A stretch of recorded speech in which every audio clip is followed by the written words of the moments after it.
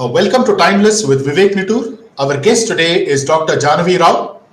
Janhavi Rao earned her B.S. degree in electrical engineering from the University of California, San Diego in 1995, MS degree in electrical engineering from the University of California, Santa Barbara in 1997, and M.B.B.S. degree from the MS Ramaiah Medical College, Bengaluru in 2020. Janhavi had a long engineering career and has worked for companies such as Ericsson, PMC-Sierra, Microsoft, Aureole Technologies, Mphasis, Wipro, and has also run her own technology startup before changing gears and shifting to medical education. She will soon be an internal medicine resident at Riverside University Health System, California. So Dr. Janhavi has not only done her M.B.B.S, but she has also done step 1 and step 2 of the US medical licensing examination, which is an important step towards practicing medicine in the US. And she is now going to start her 3-year residency, and which will be followed up by a fellowship, which is expected to be around 2 years. So what is completely amazing about Dr. Janhavi is that she has made a mid-career switch from a successful engineering career to a medical career, even though a medical career requires a huge investment in terms of time and energy. So this is completely amazing about our guest today. So I would like to welcome Dr. Janhavi. So how have you been? Thank you very much. I'm doing good, doing really good, and quite happy at the moment. So could you please describe your life and career spanning University of California, San Diego, University of California, Santa Barbara, and the various jobs at tech companies and your startup, and also describe the key motivations and interests at each stage. How did your engineering education and career help you in your pivot towards a medical education? Sure. I would start by saying that, go little before UCSD, that was that I was, I moved to the US after I finished my 12th in India, in Maharashtra, in Aurangabad. And before I did that, maybe like a year or two before that was when, my father told me that we'd probably be making this shift in the next coming years. And before that, I was absolutely always very keen on, maybe doing a medicine degree. I was keen on doing a medical profession. But at the same time, I was quite, not just fascinated, but actually really loved mathematics, physics, and was, I had taken electronics as my, optional subject that you get to take in high school. So that had also kind of triggered a lot of interest in my mind. So I was actually started become a little bit ambiguous about, like whether I do this or that. And once we made that transition, when we had moved to the US, I realized that medicine was not an undergraduate degree in the US system. So it is a graduate school. So you have to finish an undergrad, and it can be in any, anything of your choice, any major of your choice, any subject of your choice. So then, here was a perfect example for me. I thought like, I can definitely, study engineering since that is what I do like to do. And so that was my thing, like I'll do engineering as an undergrad, and then I'll probably, apply for a grad school, medical school, and do the exams that are required for that, MCAT and things like that. But I think I started out with initially as a biomechanical engineering major, thinking that is again, closer to medicine, closer to the biological fields, and that will help me in. So I thought that I would do, an engineering undergrad, and then, apply for a medical uh, degree, go for an grad school for medicine. Uh, but it so turned out that I was actually somehow didn't enjoy biomedical engineering as much, and pivoted to electrical engineering and communications. And I think it was maybe a bit more math oriented, and that's what kind of piqued my interest. But I really really liked it, and I just kind of took started going with it. And also it was the time where so many of these things that were happening, major changes were happening in, especially in the mobile communication world. And so it was also like a very happening thing, and it was also of very much interest to me. So I continued to do that, and that at that point I realized that I would like to do, learn even more, and go into the depth of some of these things. And so I, instead of going for an MCAT or a medical thing, I actually applied for grad school. I did a GRE and decided to go for masters in communications, signal processing, and electrical engineering basically. So that's how I landed in Santa Barbara. And so Santa Barbara, it was, again, there was a slight shift. I probably geared a little bit more towards signal processing a little bit. And that's the internships that I did, and in the research that I was doing kind of took me in that direction. After I finished my master's, I then worked with Ericsson. Again, it was I got basically into core signal processing kind of algorithms, and porting them onto the DSPs and chips and things like that. And I continued to do that. I in fact left Ericsson, and then I had like an independent consulting thing, and that's where I worked with PMC-Sierra, and they had some proprietary chip, and I worked with them on that,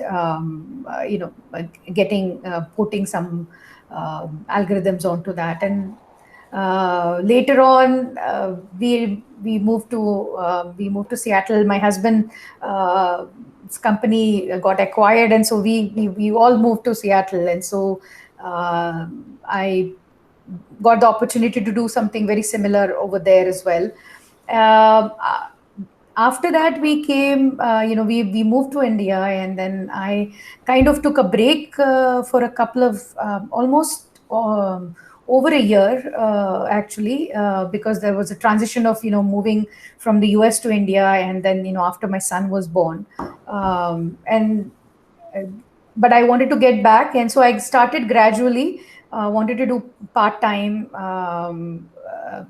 because a lot of different issues. One of the things being that there was not very good reliable help available for me in terms of babysitting Anirudh, my son. So started part-time with a startup, which gave me the flexibility to work from home, and so I continued like that. From there, I moved on to Mphasis. Again, similar things. I was doing a lot of algorithms, telephone systems. Working with clients from now. This was a slightly different shift in terms of the clients were fairly all over the world. Some were European clients, and then some were to the East, Japanese customers. So doing some similar service kind of service oriented engineering work, and then I moved to Wipro, doing some, again, working in the same space of signal processing, working with programming of digital signal processing chips, and working with algorithms, porting them, making them efficient, and things like that. later on, went into went into management, and then I had but I was not like a management, like I was a technical manager. I still worked, I was still programming, but it's just managing teams, as well as projects. So it kind of came to the point where I wanted to do something little bit different, in the sense of I wanted more flexibility. Again, it started getting a little rigid in terms of the number of hours I had to be physically present in the job, even though I was putting in a lot of efforts from home as well, but they were somehow just not getting counted. And because of those kinds of restrictions, I opted to take up the opportunity that I got to work independently, start my own company, and work with defense electronics here in Bangalore. And that was a very, very nice experience. Working with the government defense related issues was fairly challenging, because they have very long timelines, their decision cycles are very long, and but the actual work is very, very interesting. So I was enjoying that part. When again, I felt that the things were not moving. After doing one or two things, we were kind of stuck in a cycle where we were waiting for approvals and things. The next stage was not happening, and so I thought, also I'm in the same area for many years. Maybe I need to switch to a different thing. And when I started thinking, what it is that I wanted to do, so a bunch of things came up, but I kind of was like, no, I think I want to go back to my original love, which was medicine. And then I took that decision. But that's kind of like how the transition from being a student to a working professional to being a student again kind of took place. Coming to your other question about what were the how being an engineer kind of helped me come to this decision. I think it's more of I was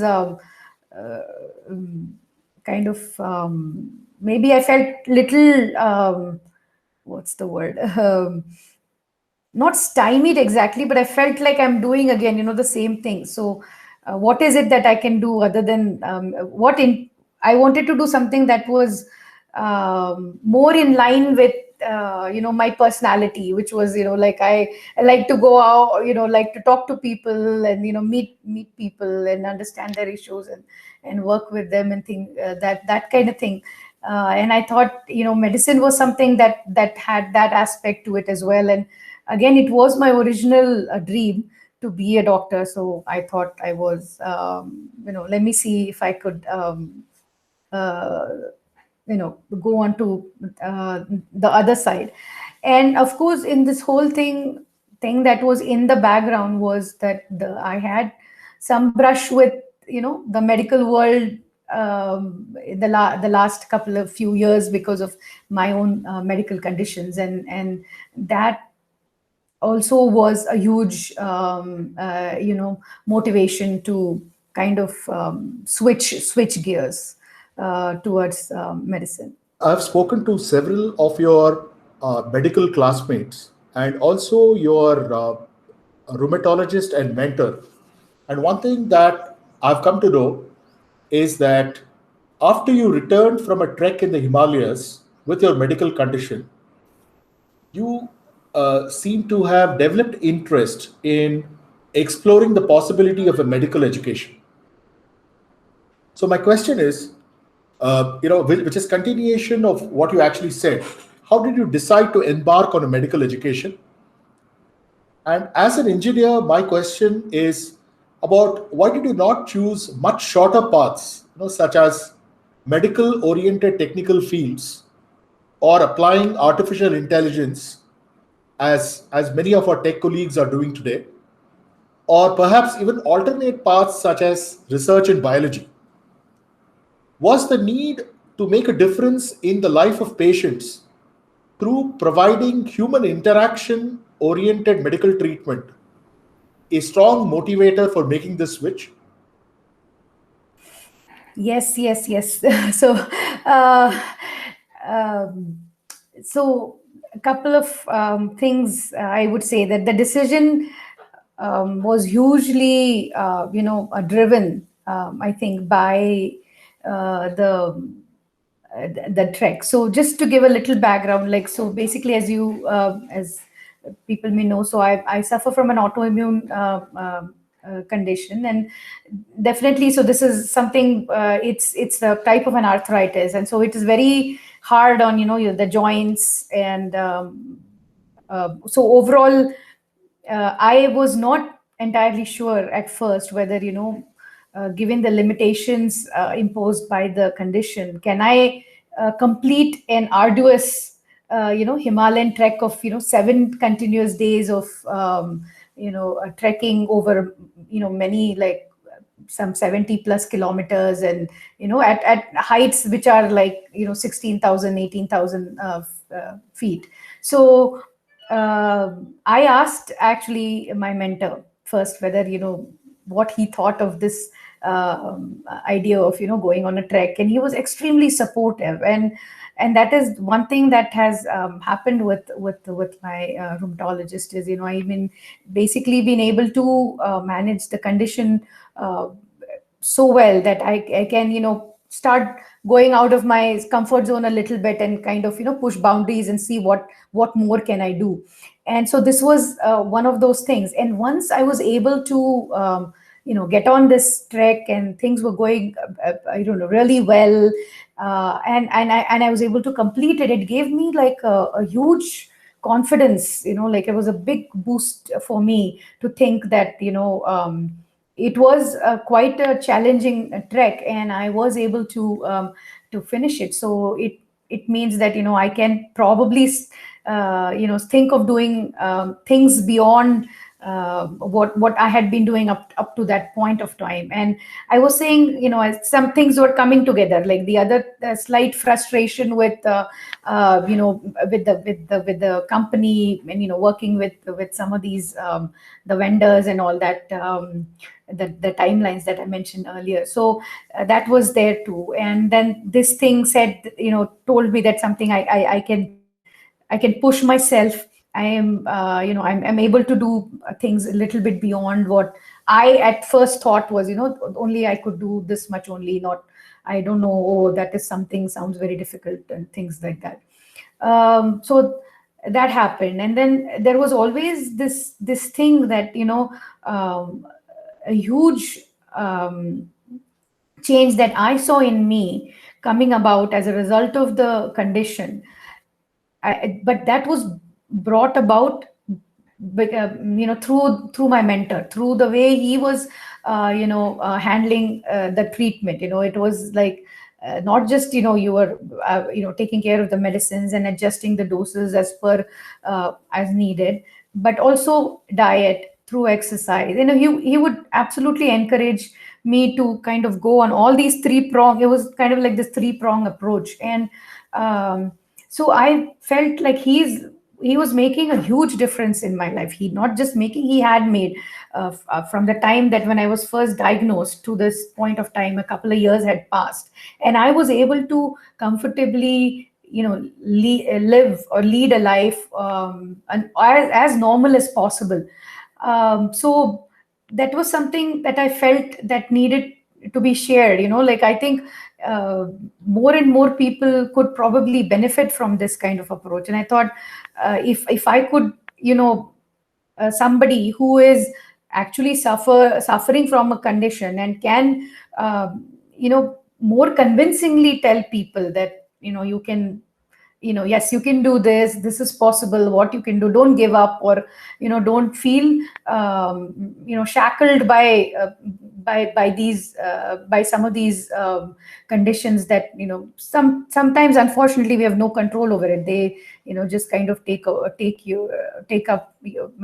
you, but we should not let that become our entire life. So how to lead living with these, how to lead a normal life, these were things that I felt like needed sharing. And but why go all the way to, as you were saying, why you could probably just become start talking to people, or motivational speaker or something that could also get the same message across. But I felt that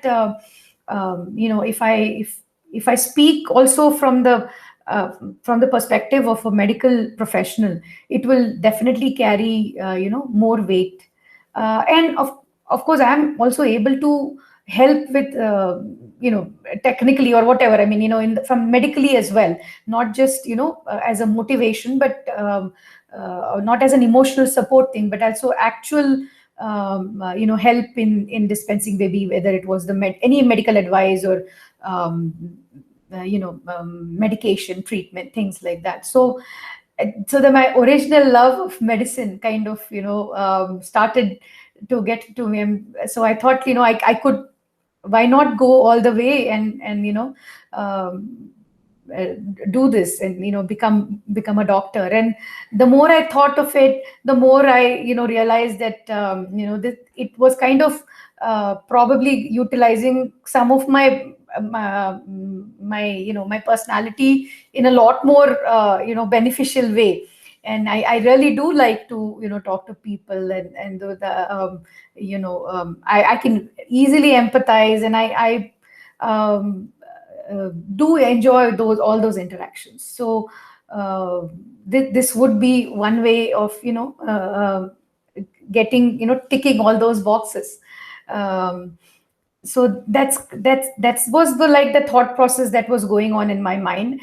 I had actually honestly never thought of doing maybe like research in related subjects, or doing engineering in a medical related subject, because I at this point of time actually wanted to sort of be able to tell people or help uh, uh, patients in a much more substantial way, where they would feel, okay, so this is coming from not only somebody who suffered, but somebody who's actually qualified to talk about what needs to be done. So that those were kind of the motivations that went into uh, that this is a process where when I arrived, that okay, I want to do medicine. And as I said, the trek was of course a huge almost like a catalyst, I would say, because it gave me that confidence that I could probably if I just push a little bit my own boundaries, I things are possible. It is great to hear that the Himalayan trek had a very important role in making this transition possible, along with the encouragement of your mentor and rheumatologist.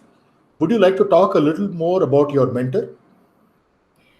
Of course, yes. I absolutely. I think this whole journey would have been impossible without him, without his encouragement, and his help on almost every step. I mean, whether it was, just the fact that I was going to do it. In fact, once I had kind of made up my mind, my husband and I had discussed this possibility. The first thing, we were thinking is, let's ask Dr. Mahendranath, what his opinion also. And, not just also, was very, very important for me to have sort of like the go ahead, or, what his thoughts were on whether physically this would be possible for me to do, and b, is this a good idea, or am I just kind of shooting for the moon here a little bit. But he was very clear about it. He said, of course you can do it, you go for it. And there is no such thing as these are all mental hurdles, like we keep thinking about putting a lot of boundaries on ourselves. And this I think I have especially I had been doing this to myself all along. I think, like, thinking, oh, I can only do this much or whatever. Oh, but that sounds really difficult. I don't know whether it's possible. I think a lot of us have those have similar doubts, and um, we keep ourselves kind of a little bit bound to norms, or bound to conventional wisdom, I think, in some of in because of those things. But I think Dr. Mahendranath's encouragement and his words were really very, very encouraging. He was uh, extremely helpful all along, like, because I this is a condition which needs it's a lifelong condition.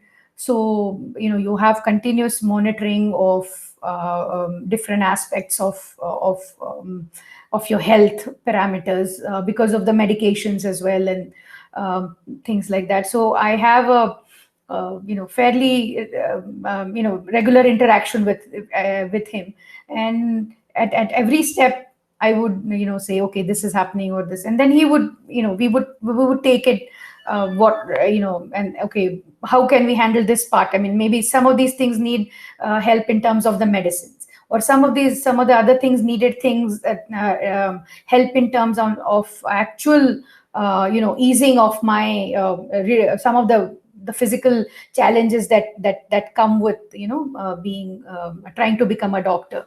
So all those things, he was right there always with me, and I would I would say that I wouldn't be here as a doctor without his support. That is completely amazing to hear the kind of role that he has actually played.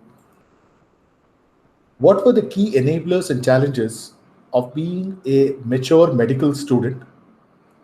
And how did you deal with the challenges of time management? And your classmates actually have told me that you're an excellent time manager. Um, so, I mean, I think a huge advantage of coming studying little later in life is, I think, you as a person, you've matured your systems, your how you work. A lot of those things have gone lot of what you call transformation from the time when you were just a carefree student with nothing else, no other responsibilities. So there were a lot of advantages, and of course there were some disadvantages as well. So advantages, I would say, were that I think you learn to balance a lot of things, like, I don't want to use the word multitask so much, but in a way you are doing that, right? I mean, I was wearing many different hats, right? I mean, not just my wife, mother, daughter-in-law, and a full-time medical student. I mean, and I think that's the difference between doing medicine versus any other other educational degrees later, is that it's extremely demanding in terms of the time. It's extremely demanding physically as well, mentally, of course. So you kind of you have to be very strong mentally, I feel, and keep the goal in mind, right? What was my goal, and work towards it. So the advantages were that I having worked for many years, you kind of develop your own style of how you talk to people, that you become a very good listener, right? When you are working as an engineer, working as a manager, you're trying to understand what your clients want, what is it that you are somebody who's reporting to you, or what is your supervisor telling you, what those kinds of things. You become you're a good listener. You also become a good communicator, right? As part of this being a mature student, having worked in the industry. So you learn to kind of, I kind of deal with, how you deal with people in that sense of this approach will work for this particular person, like I can talk to this person using these analogies or whatever, and or I can get through to this person in a particular way, if I talk or give this example. So that communication, which includes listening and all that, I think having developed those kinds of skills as a working professional were very, very useful. Not just maybe even while learning as a student, but also as a student, medical student, we immediately start, like in the second year itself, we have what are called clinics. So we start seeing actual patients in the second year onwards. So the level of maturity that I had in terms of, how I can talk to these people, really helped me, because they were more willing to, come and tell me what it was, what they wanted to, what was wrong with them. Because medicine is a lot of, it's I feel it's like it's an art, like there are a lot of soft skills involved, apart from, of course, your technical knowledge of the subject. But just it's lot of it is about winning the confidence of the patient. You have to get through to them, and they should be able to tell you what it is, because unless you get those symptoms of what is happening to them and the history properly, it does becomes difficult for you to put together, stitch together the picture of what's happening with them. So those were definitely huge plus points. And other plus point, of course, was the time management, because even as a working professional, balancing work and or at home, it was always you find little ways of how I can make things happen faster, or can I do two things at a time, or also other things were prioritizations, because there are often we get pulled in so many different directions. So it's always good to know. I start to have this in thing now, whatever, whenever I look at anything, it's like, okay, two aspects I look at anything. Is it important, and is it urgent? And based on that, the thing will go right. If it is extreme, it is important and it is urgent, then it gets addressed immediately. You leave other things and you go ahead and address that. But if it is something that is not so time sensitive, but of course it's important, then at the end of the day you schedule some time for it. So that actually helps to reduce the stress, a lot of the stress. And other things, I was very fortunate to have extremely good help. I mean, I cannot even begin to say what all things, in what all ways my husband contributed to this, big time, sharing of duties at home, and which included taking care of my son's education, helping him whatever needed to be helped, and all the other small things that are there in the house, that are household chores and other things as well. So that helped me save some time. The other thing was, like I had a long commute. I live almost 23 kilometers away from my college, so I had a really long drive to. So we made a decision of hiring a driver, so that I could utilize my time of that I had during the commute, because it was a good 1 hour each way, sometimes even more on the way back, knowing our notorious Bangalore traffic. So I would actually read like whatever was there for the day, read up on the topics, or whatever was done the previous day, whatever it was. So I had like a mini library in my car, and I would do my readings while I was going from my house to the college. And on the way back, it would mostly be dark, so I would probably, I'd listen to some videos that were related to, the topic that I wanted to study, and try to utilize even smaller things. Like sometimes you'll get you'll be off, like you get a lecture off, so I would immediately just go down to the library and utilize that 1 hour, because I could finish one topic, reading about a topic in that space. Again, things like, I always chose to go really early in the morning, because the commute was less, and then I could commute time would be less, and then I could, if there was time, I could again go to the library in the college and study. So stealing all these little things, like sometimes I would be taking my son to the doctor's office, but I would, waiting at the doctor's office, I've had a book on my lap, and uh, all these little little things really added up to a lot at the end of the day, because looking at least spending a few hours outside of the college time, labs and clinics, few hours of studying every day, the portion is just very overwhelming. So you have to kind of do it. And one disadvantage that came with age, I think, being a mature student at this point of time, was I had to probably put in a little more extra effort to memorize things. I think as a teenager, or somebody who's in early 20s, I think our memories are a lot more sharper. So I would have to probably read the same thing 3 times what some of my classmates would probably remember by reading just once. I had to make that extra time to address that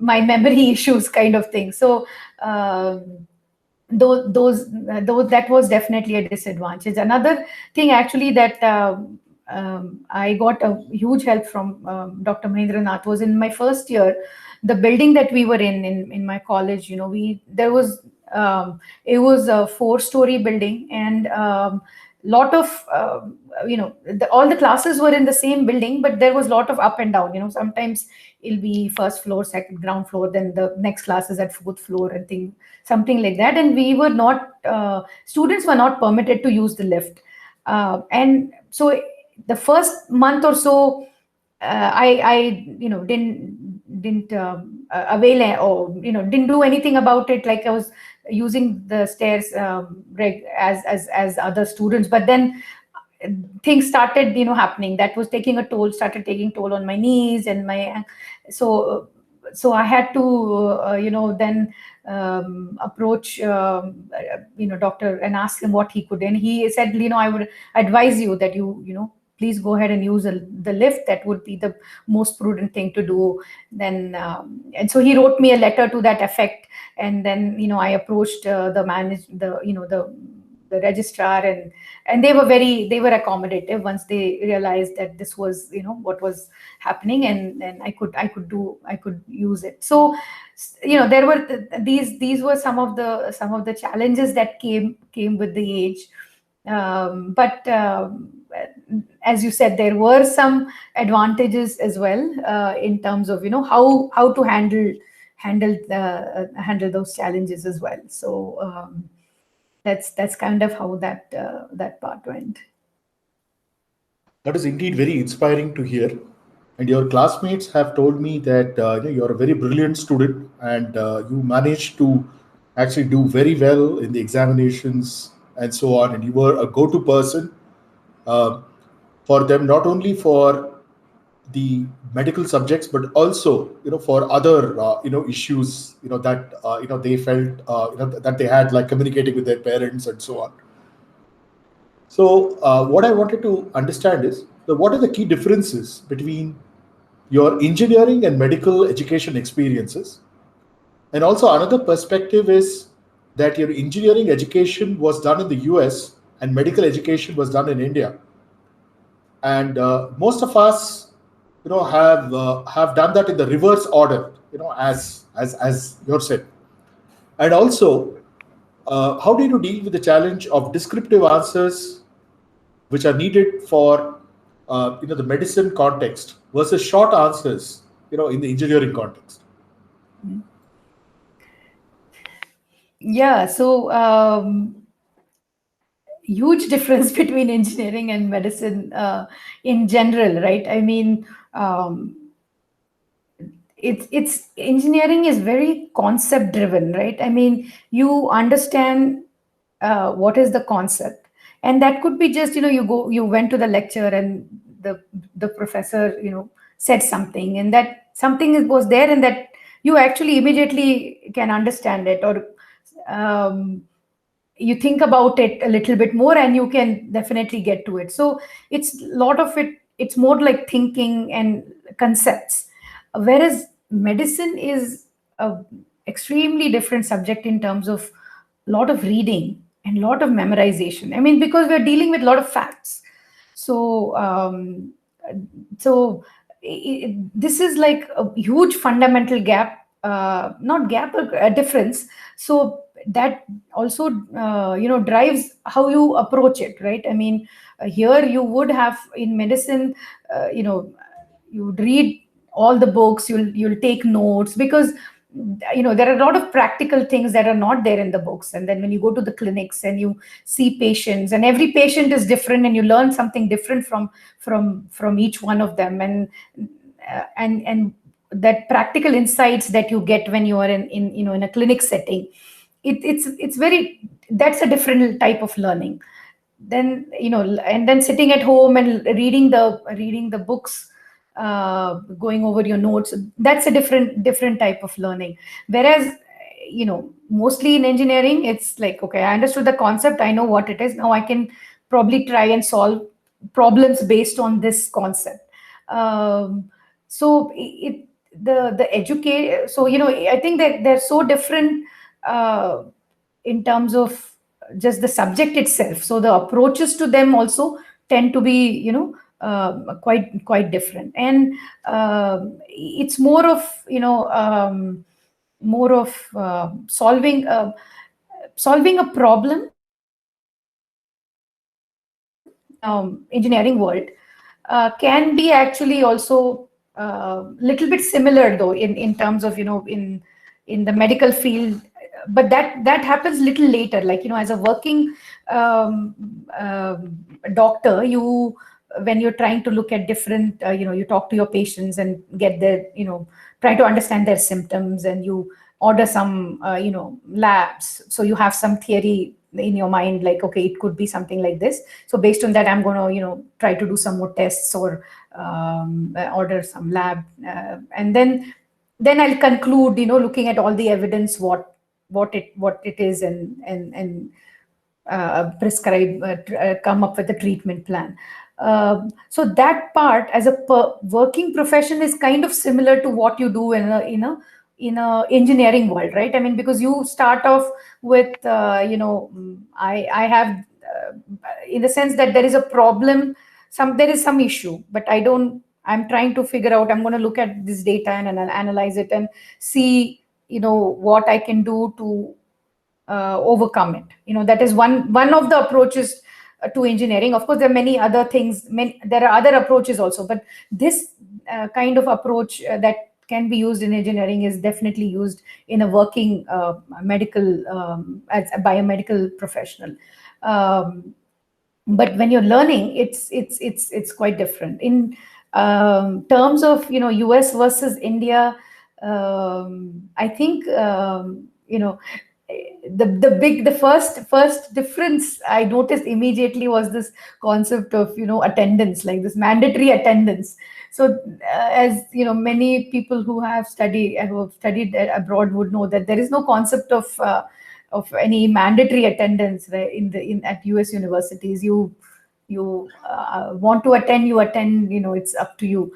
But here we have a very strict requirements for that, some 80%, 75%, whatever. So that was something different.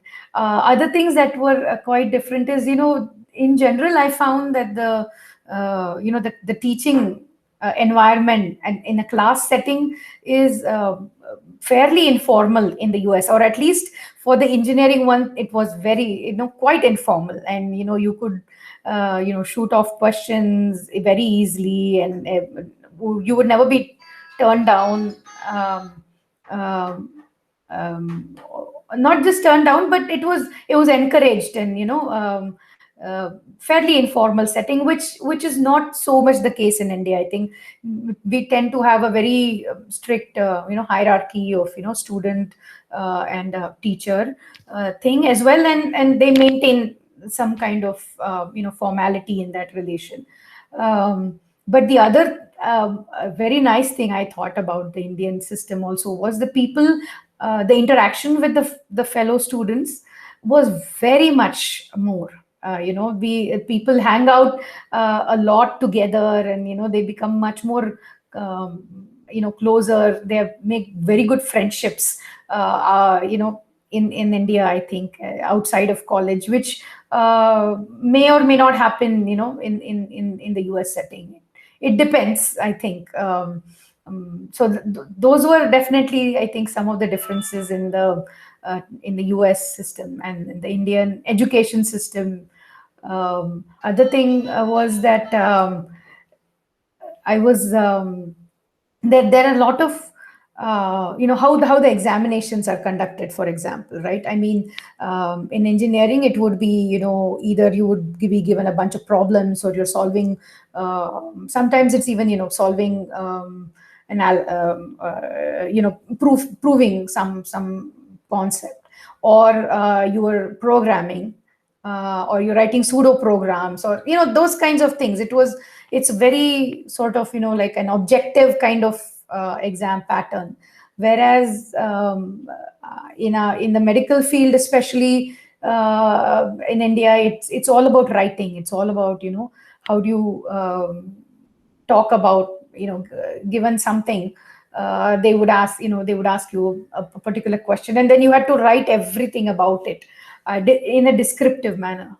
Could you please share your personal experiences of coping with autoimmune disorder? Yes, yes. I think this is actually something that is extremely close to my heart. And as I was saying earlier, something that prompted me to, embark on this career. So, I think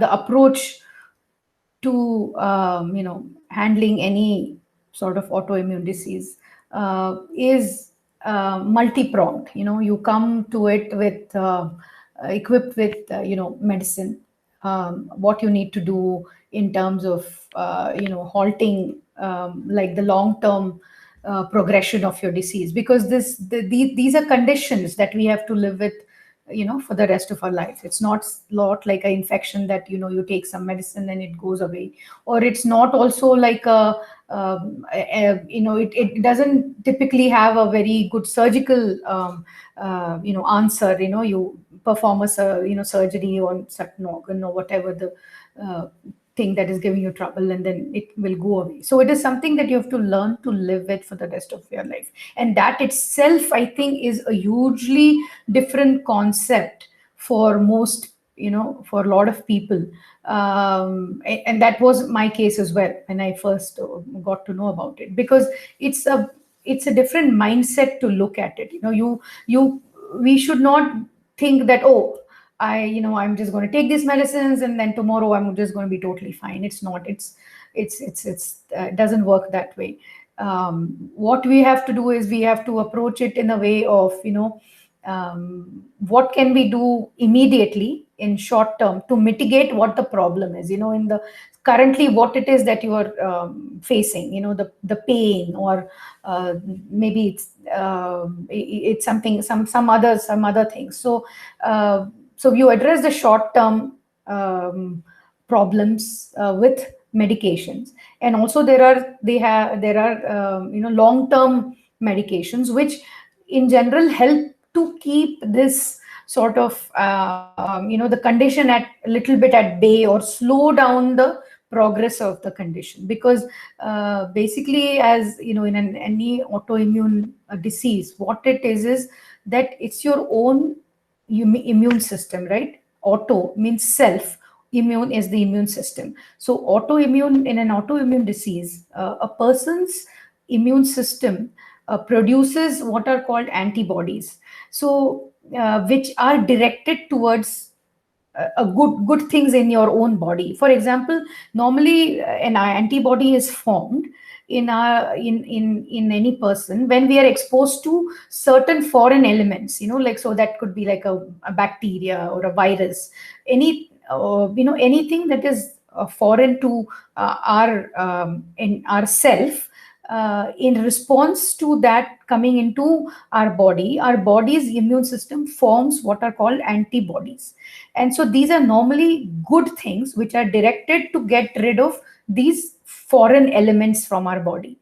But what happens in an autoimmune condition is these antibodies are formed against normal elements that are in our body. You know, say for example, it can form against the blood vessels themselves, you know, or against like joints, certain what you call, there is some certain fluid in our joints, and maybe they can have antibodies against that particular thing. So different there are different what you call um, different things which are just normal in our body, but the immune system goes a little haywire and starts making the antibodies against those things that are actually normally present. And so when that happens, you have this condition called an autoimmune disease. And so there is no sort of cure, a complete cure for it as of now. So what we can do is we can slow down this production of antibodies, right, as a long term thing, so that the damage is little less. So it actually involves, the treatment involves kind of suppressing our own immune system to the point where it makes less of these antibodies. And so long term, the damage that can be caused is, you know, reduced, or it gets spread over years. So you sort of slow the progression.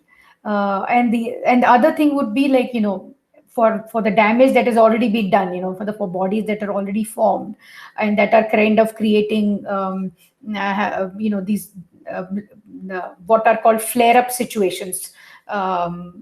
Then you have specific treatments, short term treatments to handle those. So that this is like the medical treatment plan part of how you go about dealing with autoimmune disease. The second aspect of it, of course, is, you know, I think a diet, in the sense, you know, you should all, you know, similar things, you know, eat healthy, because that in general will ensure a robust immune system, even though will be, you know, we are put on what are called immunosuppressants. We can kind of try to have, you know, a nutritious diet which, you know, helps to have a robust immune system. The next other part, of course, is, you know, exercise is a big part of it, because there are multiple advantages of exercises. One, it keeps you healthy. It gives you good stamina. It gives you of course, you know, weight it will help you with weight also, because some of the side effects of some of the medications that get prescribed are, you know, like you will have a weight gain, a side effect of it. So to keep some of those things at bay, regular exercises help. And also the biggest advantage of exercise is that, you know, they release what are, you know, everybody knows this, I think, endorphins, which are these feel good chemicals in our body, in our brain. And it gives you a really good, you know, you feel good, energetic, your mind is at ease. So I feel, for me, all these were so nicely explained to me when I first went to my rheumatologist, you know. And I was, I guess, a good patient, and I tried to, kind of follow everything that he told me. And I think all those couple of things, all these three things, they all, collectively help you. And uh, the other advantage of exercise, I was telling you, I also feel, is like it makes you mentally strong, because so much of medicine in general, I think, is, uh, slightly cliche to say, but it's, a lot of it is mind over body, especially when it comes to this condition. You can make your mind quite strong, and you can deal with it. Basically, if you go into, why me, and what do I do now, and this is the end of it, it gets very difficult to come out of it. We very quickly go into a negative spiral, I feel. And I'm not just telling this as, some sort of a lecture, but these are stages that I went through, because at the age of 35, when you're diagnosed with a condition which is a lifelong condition, you really start questioning a lot of things, which includes this, why me. That's one of our first reaction. Why does this have to happen to me? So but keeping a very positive attitude, which comes, I think, with all these other things, really helps a lot. And another important aspect, I think, that helped me immensely, was the support at home. The thing with these conditions, autoimmune conditions, is that they are very, sometimes it's, you will not manifest things very easily. It's not like you have like 102 fever, and you're sneezing constantly, or uh, the manifestations are very different. It'll be like you feel very tired, because it's your body, who's working against you. So it's like this immense fatigue is there, and the pain, that is also, that a very integral part of it is, that doesn't, you can't see. It's not necessary that every time when you have a joint pain, that the joint will be swollen and red, but it would still be immensely hurting. So somebody from outside looking at it, saying, is, you look fine to me, I can't see what is wrong with you. um, they can easily say that, but it's very important to understand that that's not the case, that the person who has this condition is suffering a lot, even though it may not be very, very evident. And so that understanding in the family, and that family support, I think, goes a long way in helping to deal with this condition.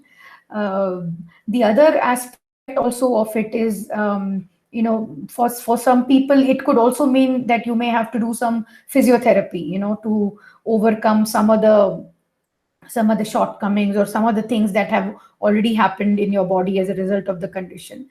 um, so it's like a multi pronged strategy to to deal with it. And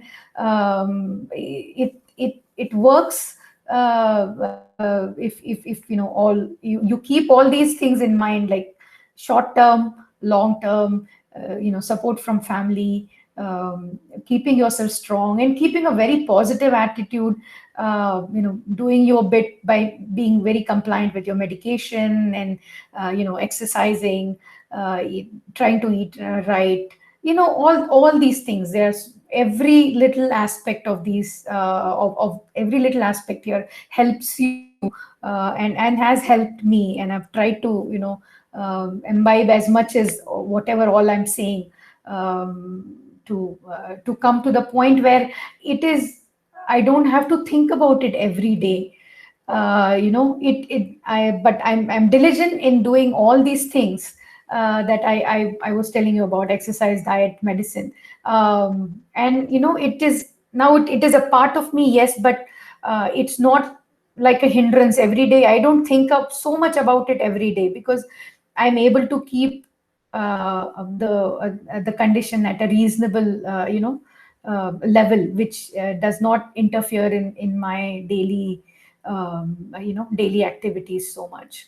Of course, it comes, the thing about autoimmune diseases is it is they have what are called flare-ups and other normal periods. So during what is called a flare-up is when your condition gets, it's like an acute kind of a condition. So it's an acute manifestation, and at that time you will definitely, you should, I have to take a break. I just sort of relax as much as possible. My dosage, my medicines are changed by the doctor, and we mitigate that, like that little incident of the flare up that has happened. And then long term or the chronic condition, we kind of keep working at it through the long term medicines that are going on. So basically, to just again summarize it, is that it is a chronic condition, and does not have a simple cure. Does not just a simple, it doesn't really have a cure. We can control it with lot of these different aspects that I talked about, and they all help in leading as much of a normal life as possible.